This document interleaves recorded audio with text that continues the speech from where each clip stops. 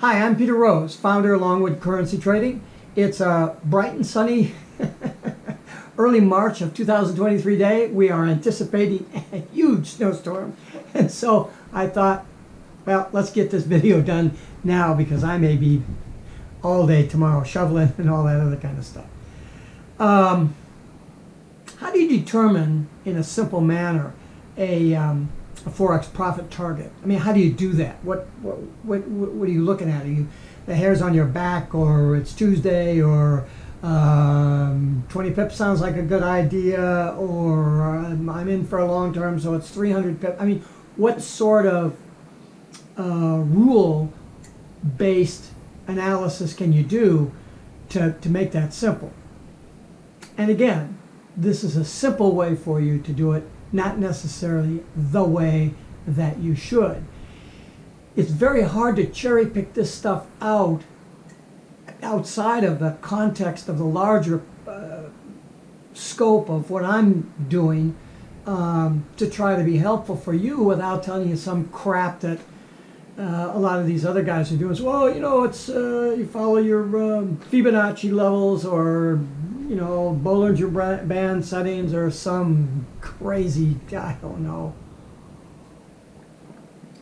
But let's keep it simple with trading as opposed to all that indicator stuff.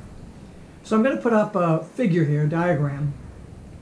You see prices squiggle itself along, and right there to the right, toward the far right edge, there's a little circle there, and that's where price is right now. And so we're saying, I'm gonna enter the trade. You've gone through your entry analysis, and you say you're going to enter your trade. So the question is, where should you set your profit target? Now, I have to caution you about setting a profit target. The market doesn't know that you're setting a profit target there. It doesn't care. It doesn't give a shit. None of the other traders care. It's immaterial. Your setting of a profit target is totally your province to do so, whatever you want it to be. In that particular last diagram, if you wanted to set, let's say that's a 15-minute chart, and you decided you wanted to set your profit target 300 pips out, more power to you. That's your analysis. It has to be done. I'm only talking about what would be consistent with a day trader's thought process. And again, as a day trader, we're down on that 5-minute chart as our primary trading chart, whereas we're looking up to the 15-minute to structure our positions, and probably up into the 4-hour to try to gain some semblance of an idea of what our general directional bias for price movement is. Not necessarily a trend, but the directional bias. So in any event, we are set as far as understanding those entry analysis constructs. Those are there are rules for doing that, how you go about doing that. There are 3 phases in the life cycle of a currency pair, something that I've coined as a term coming out of my 33-year career as a senior software engineer. That's how you design software applications, is by a software development methodology. A software development life cycle is what it is. There are certain steps that you go through that move you from your early analysis through to the actual build and delivery of your product. And so I've taken that methodology and made it applicable for currency trading by calling it the life cycle of a currency position. And it has 3 phases: the entry analysis phase, position management, and then exit methodology. You can't get any simpler than that. So this stuff about identifying what you think your profit target should be is in the province of that entry analysis stage of your analysis. So let's come back to the little graphic, and you can see that I've drawn on there that there's only 2 ways that you really have available to you to keep things simple: past price action and candle momentum itself as to determining your profit target. And the diagram shows that the two peaks on the left-hand side to where price reached before could possibly be structural points of past price action, and so that's what we're going to talk about, that what that represents. How do you determine that those past price action structures are in fact indicative of what could potentially be at some time in the future your own profit target? Past price action is nothing to do with Fibonacci's or Bollinger Bands or any other stuff. Those past price action marks, those two little peaks that are up there, 3 of them, are indicative of where order flow changed directions. We would call that a resistance level if you follow that dotted line across there. Those are resistance levels, and so your profit target could be maybe 10 pips below or 8 pips below that resistance area, because what does a resistance area mean? It means that there's a lot of orders there. There's been a lot of transactions taking place in the short-term past where when price gets up there, there's a lot of people that are selling at that point to close out their position because they don't think that it's going to go any further. And there's no interest in buying any further because nobody wants to pay a higher price than that. And that's order flow. And so therefore, that's why you see those little peaks there. And again, they have absolutely nothing to do with Fibonacci levels. I keep saying that because there's so many folks out there that teach levels and confluence of the level through the use of Fibonacci. There is absolutely no correlation between Fibonacci levels and price action levels based on order flow. And so what we have is past price action based on order flow, and that's not the full story. If you come back here, that's not the full story of what past price action means, does, constitutes, or anything else. That's not the purpose of the video. The video is simply to identify that past price action and candle momentum excuse me, are two simple, basic methodologies of determining what a profit target could be. So we'll take a look at the next figure, and that shows the candle momentum possibility of determining where that profit target can be. You know, price has to have enough momentum to get it to that, to get it that high. So what I've done is I've done a little squiggly bracket there from the entry point that we're at the circle down to where price seems to take off, and I've expanded that out into an expanded view. Again, we're probably on a 15-minute chart here, so those candles could be 1-minute candles or 5-minute candles or something like that. And they show increasing candle size, which indicates order flow in the increasing size direction is, guess what, increasing. And that is an indicator of momentum. How long will that momentum continue? Well, it depends on how that candle structure tiering of the next highest level, as well as the relationship between those candle sizes and the ATR from a general sense, not particularly from an immediate sense. You wouldn't want an 8 period ATR. The 14 period's probably fine, and working on a 15-minute chart to pick out these positions. You wouldn't pick them out on a 5-minute chart because there isn't the definition of where the important points on the chart are.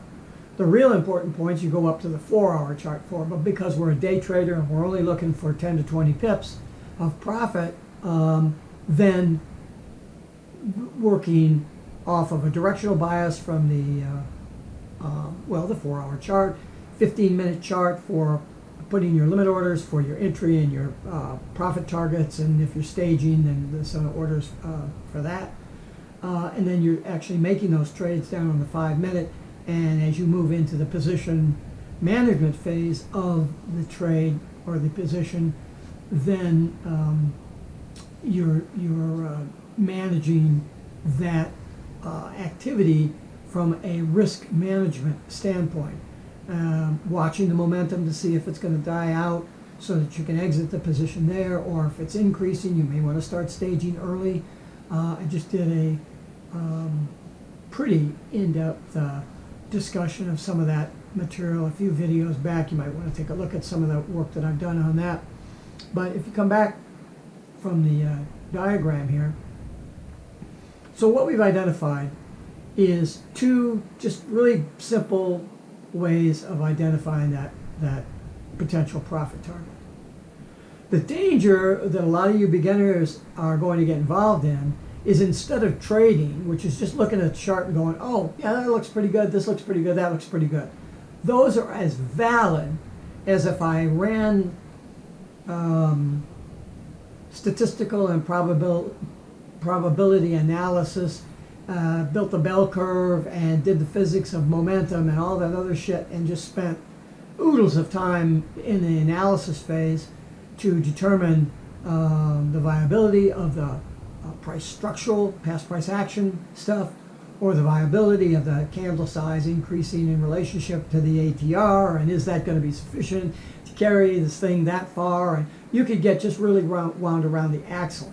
And that's where a lot of you guys that are getting started, or maybe you're still experienced, and you're trying to use these indicators and they're just not valid.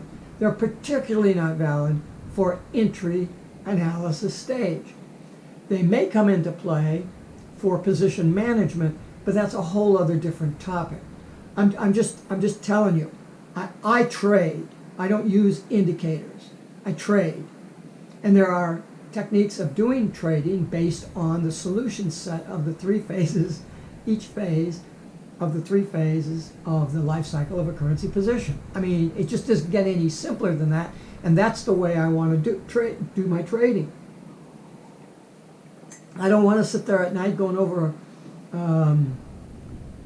10K reports from stocks and looking at, have there been any lawsuits against the board of directors, or has the executive been caught diddling with the secretary, and there's going to be bad juju about that. I mean, I don't want to have to do any work. You do your work up front by learning how to trade, and when you sit down to trade, you trade. I spent 40 years as a real estate investor. I did an enormous amount of study up front, so much study that I got a real estate salesperson's license, and then graduated by taking the exams for real estate broker's license. I ultimately went on and got first and second degree mortgage broker's licenses in one state, second mortgage broker's license in another state, as well as a lender's license. So I did all that study up front, so that when I would go out and look at a piece of investment real estate, I didn't spend very much time in it at all. I knew what I needed to know. I look at the property, I walk through, I knew what to look for. I'd walk out the door, I'd either make my offer before we even got back to the office, or we'd go back to the office and I'd do my offer. I never wrung my hands over this stuff because I was buying real estate, not doing analysis and all that other shit. Obviously, if you're on a higher scale, buying 10-unit apartment buildings or something, which I wasn't, I was buying 4 units, and I could do the math for that in my head, and they are demanded by law to be able to present the P&L statements to you before you go, and you can tell whether they're full of shit or not if you know what you're doing. And so there's no big analysis that needs to be done. You just look at it and you go, yeah, that sounds reasonable. But if you're going out and buying a 10-unit building, well, you need to do a little bit of research. But hopefully you've done that research on that type of stuff ahead of time, so that you can simply go out and verify the structure of the building, the location, whether there's pets on property, the condition of the hallways, to determine how well the building has been kept up, so that the maintenance reserve money that's in the account is actually being spent for maintenance and not being not spent to show that it's making more money than it was. So all those things you just know right away. The same way, I encourage you to forget about entrants and indicators and doing a lot of analysis, even in this entry analysis stage, of looking at price action. I mean, I come down in the morning, I open the trading platform up, and I look at what's going on. I make a decision right there. Am I going to make a trade right now? Is the situation right there? I can do that in 20 seconds. I don't have to do the setup 2 hours at night before. I don't have to get up before an hour before I'm going to trade and do a bunch of analysis. I turn the computer on and I look at it. I make the decision. Is there a trade there possibility right now? If there is, I'll do some short analysis. That standard entry analysis that I've worked through a student in a course. I tried to explain in these videos a little bit to give you a general idea about it. But that doesn't take more than 20 seconds. Far shorter than this stuff that I just did on the whiteboard, on the example. It's that quick. Is there any support or resistance areas as I'm moving upward with my price where that might be the limiting factor on how far price will go? I back down 10 pips from that because I don't want to get caught up in the bullshit of the order matrix. And is that dropping that profit target 10 pips down from that structural impact point still at least 15 pips away from where that congestion area is? The reason that it needs to be at least that far away is because when I enter, I'm going to have to wait till that next candle moves and confirms that the momentum is continuing on toward that profit target. So I'm going to lose a little bit of distance there. And then as I move toward that 15 pip profit target, I may decide to pull the trigger at 3 pips profit. I may decide I'm going to ride it all the way up to the 15 pips. I may shoot the potatoes and go for seeing how long I can hang on as it approaches the stagnation points in order flow, that structural number one component that we looked at. Let me flash that diagram back up at you. We're looking at the that number one component where those structural things are. Okay, so we come back and make that determination. I'm getting close to that cluster, so I may want to get out, which means from a risk management standpoint, I'm trailing my stop up maybe 3 or 4 pips below where the current price action is. I don't care whether a small reaction takes me out or not because I've got 15 pips or 16 pips or whatever it is. My trading is so that the 15 pip point out of the 20 or 30 or wherever that price target is that I've identified should be achievable under the continuing momentum that I have, because 15 pips is a great number of pips to have. I mean, look, it's 1.5% per thousand that you trade, so you're not going to make that money a year in a CD right now, right? So you're doing that on a daily basis. So we can't get too greedy about this. And the reason, again, for bringing the profit target down away from where the real profit target is to give yourself a solid day's pay for that one thing. Because it would be nice just to trade once, maybe twice, to make your hits for the day. I don't want to be sitting at the trading desk for more than a couple hours. I mean, I don't see the utility in that. Because if I sit there, I'm looking for a trade to make. I'll find one that's called an anticipatory trades. I've done a ton of videos back there about that. Just look for those terms. And man, that's just a kiss of death. Because when I create the trade, as opposed to the trade being there, I'm in deep shit. And it's going to go against me. That's why I have a really good win-to-loss ratio, is because I don't do stupid shit like that.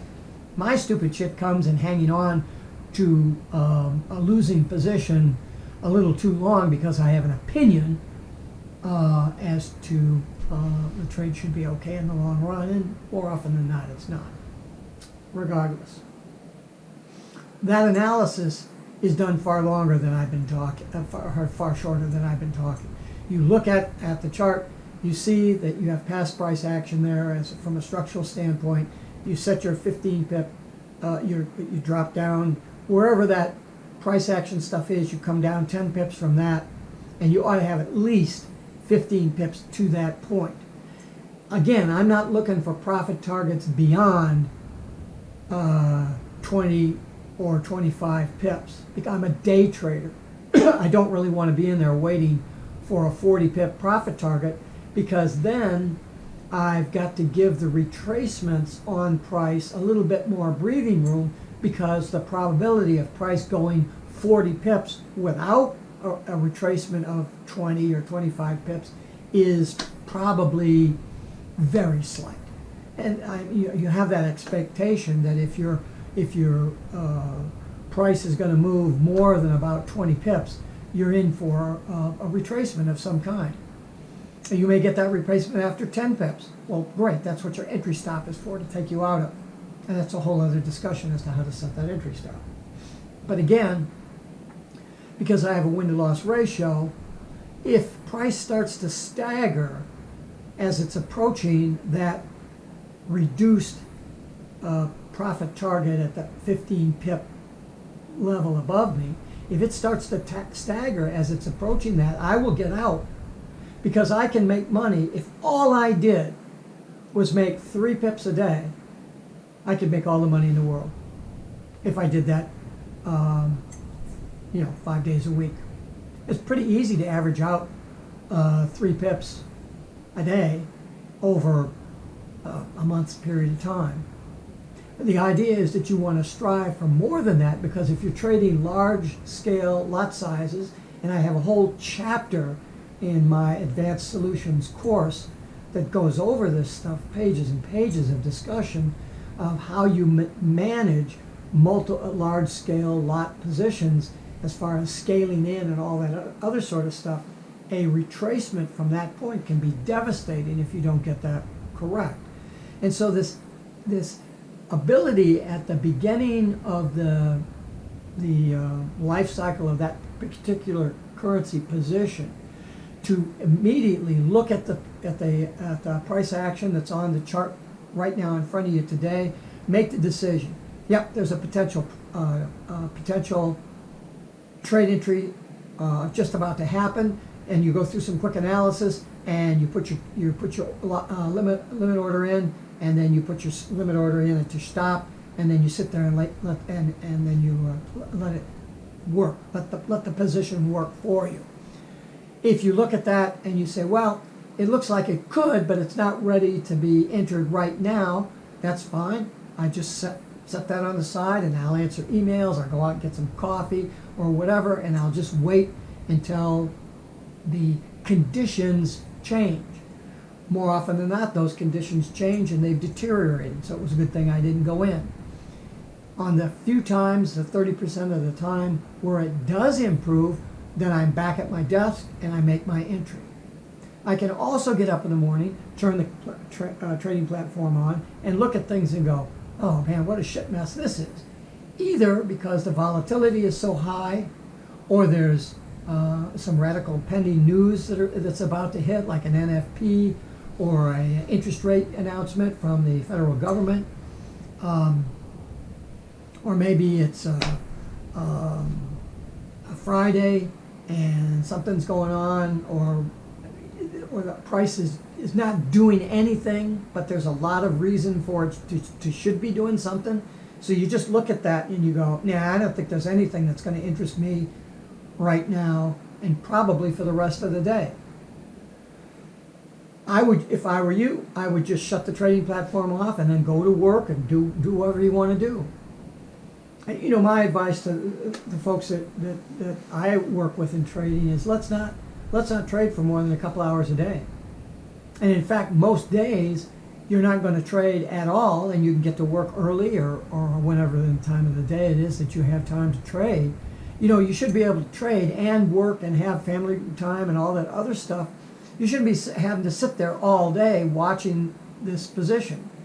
And you shouldn't have a bunch of limit orders in there and just let the thing run. Because you don't know when that thing is going to be a runner, as I've described in one of my last videos, where that thing could be a 10xer for you instead of just taking your pissy 10 pip profit target or 20 pip profit target. So I don't believe in setting those types of orders while you're in the position management phase up to the profit target level, achieving that profit target level. When you get to the profit target level and you're still holding that position, then you've got to determine if you have a runner, and if you do have a runner, then you go into the second phase of the position management elements. There's position management before you reach profit target and a runner, and then there's position management of a runner. And there's just a few rules for each one of those. It's nothing really complicated. I don't complicate things. I just want to keep things simple. So I can look at the chart and I can say, oh, I got it. This is what I got to do. My rule says that I should do this. And I do it. If it doesn't work out, the rule is get out right away. No tears. That's just the way I trade. But in any event, in determining your profit target, it's a very simple process.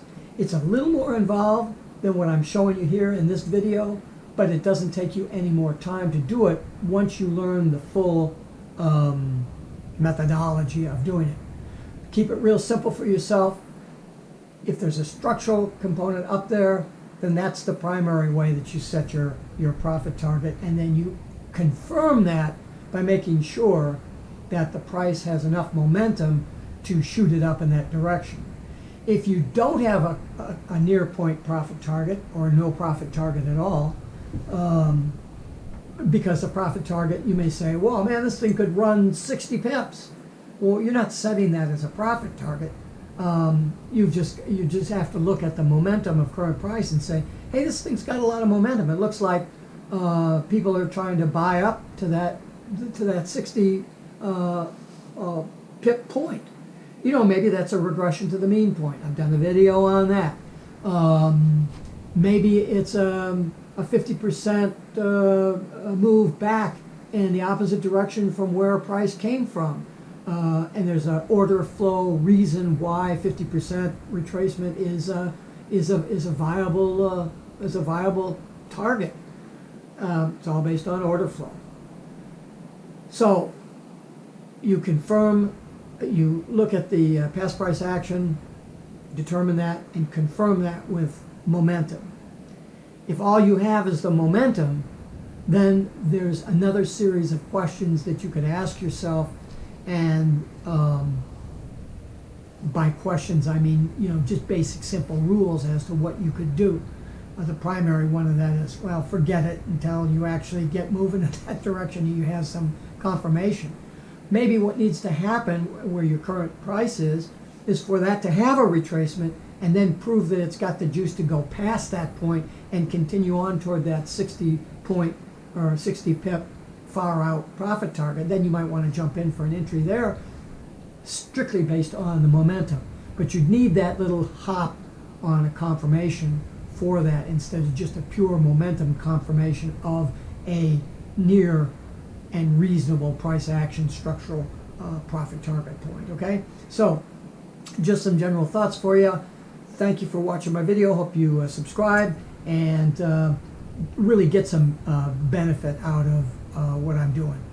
Peter Rose, Longwood Currency Trading. Have a great day and have a great trading day. And I hope to enjoy the snow tomorrow.